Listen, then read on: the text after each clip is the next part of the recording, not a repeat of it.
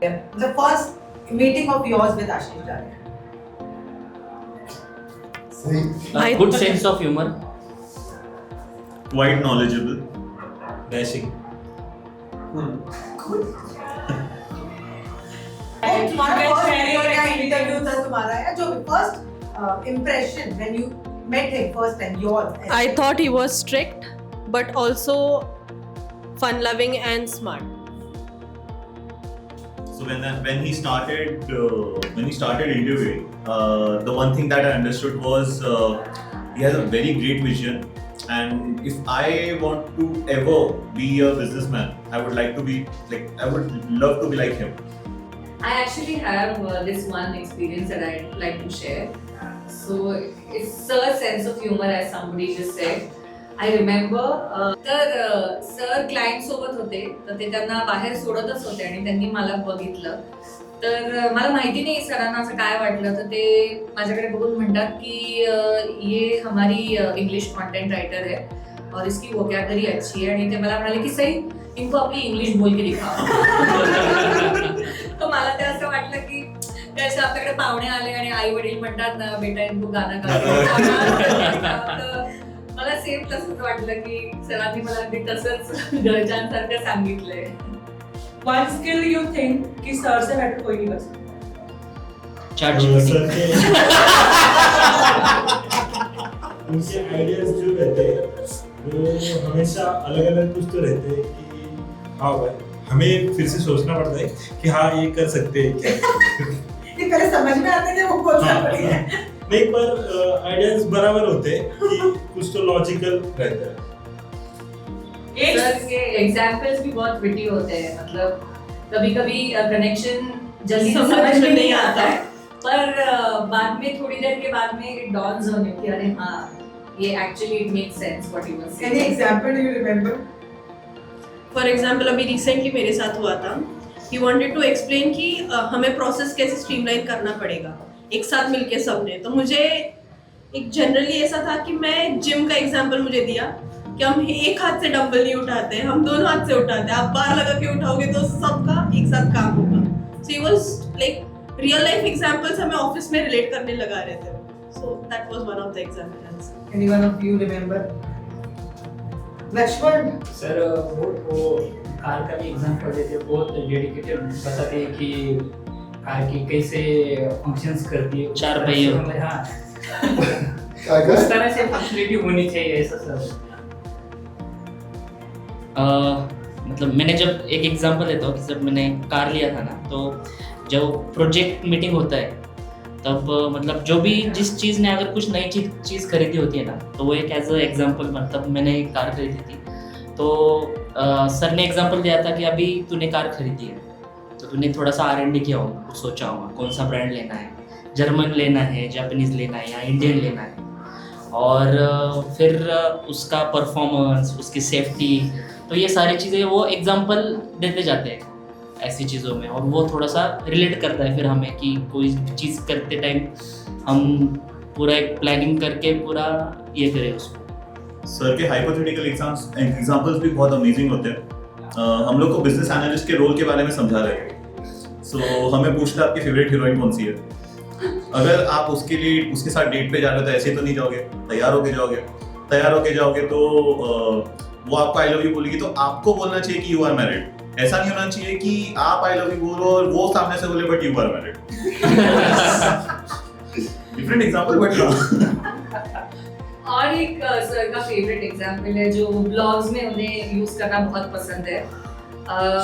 वो हमेशा बोलते हैं कि bad website is like a flat tyre it won't take you anywhere. और वो अभी तक इन्होंने इतनी बार यूज किया है पर वो बोलते हैं कि कोई नहीं मुझे बहुत पसंद है आप हर जगह पे यूज करो. Okay, so one Bollywood character you think sir can be or sir is. I think Govinda will do. हाँ. आई वुड That से is the most- Ranveer Singh क्योंकि सर का जो एनर्जी लेवल है हाँ flamboyant मतलब कभी भी उनको देखो मतलब अब जब कैबिन में जाते हैं या कोई डिस्कशन करना है तो आप सर को ऐसे 2 घंटे भी अगर आप कोई सेशन के बाद मिलोगे ना तो सर का एनर्जी सेम दिखेगा. Right. तो सर का एनर्जी और जो फ्रेशनेस होता है दिन भर तो वो ये रहता है। एक और I feel Amitabh Bachchan, because वो हर बार क्वेश्चन के ऊपर क्वेश्चन पूछते हैं समझ- और अगर उसका सवाल हमने राइट दे दिया तो it's right, it's like sir खुश हो जाते हैं। 7 हाँ, करोड़ मुझे 7 समझ करोड़ में आ गया। वन स्किल, मतलब एक ऐसी स्किल है जो तुम्हें लगता है कि हाँ ये स्किल नहीं बोलूंगी, as a character Ashish Dalia as a father, Ashish Dalia as an entrepreneur, Ashish Dalia as a leader, या Ashish Dalia as a human being, what do you think is more dominating in him?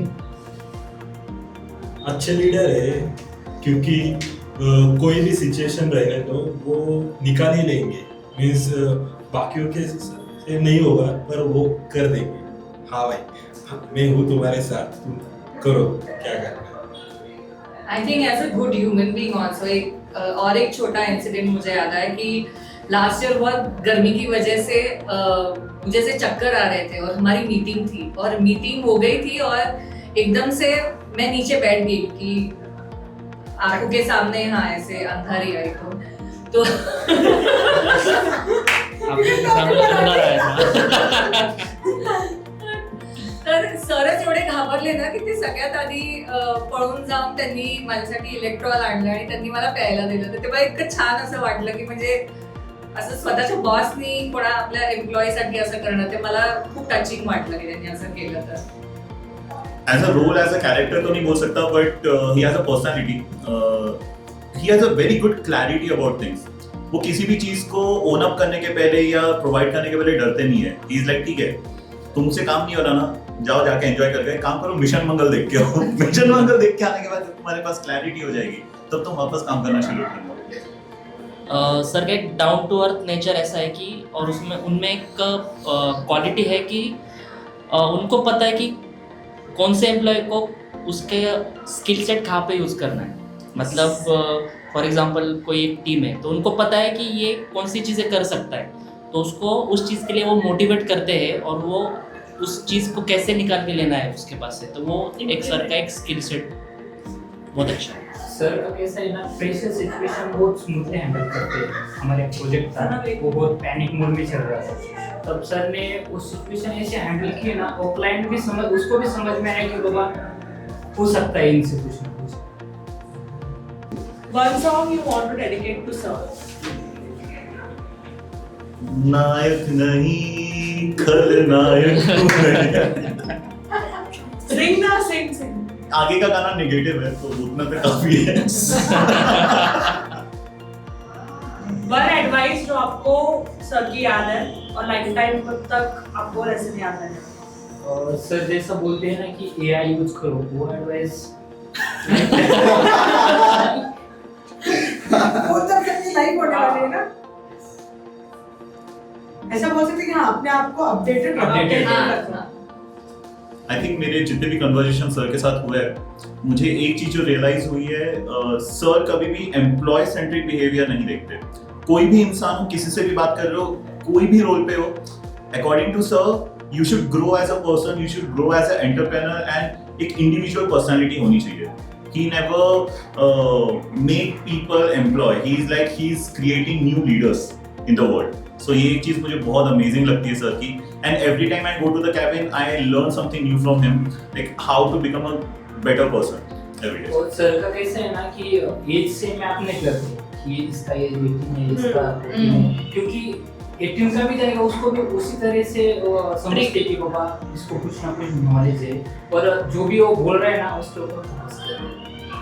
आणि मला वाटतं इव्हन अकाउंटेबिलिटी बद्दल पण sir बरेचदा बोलतात की तुम्ही जे पण काही काम करता ते पहिल्यापासून ते शेवटपर्यंत त्याला तुम्ही न्याय द्या. आणि आता आमच्या डिपार्टमेंटमध्ये बरेच आपण जण एक्सपिरियन्स तर त्यांची आमच्या सगळ्यांकडनंच ही अशी अपेक्षा आहे की आम्ही जे पण काय करू ते कन्व्हिक्शनने करू.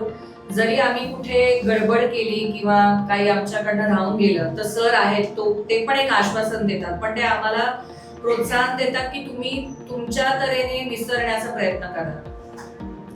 When I came to the interview मुझे सर ने एक चीज़ बोली थी कि learning has no age and he is been showing that. Like जब भी आते कुछ ना कुछ एआई के रिलेटेड नया सीखो, even as a project management या फिर कोई भी फील्ड हो, बिजनेस एनालिस्ट केस में कुछ ना कुछ आप नया सीखते जाओ. That is what he keeps on motivating everyone I feel. Sir का एक लाइन हमेशा मतलब याद है मुझे कि you are allowed to do the mistakes but you are not allowed to repeat your Repeat mistakes. your mistakes.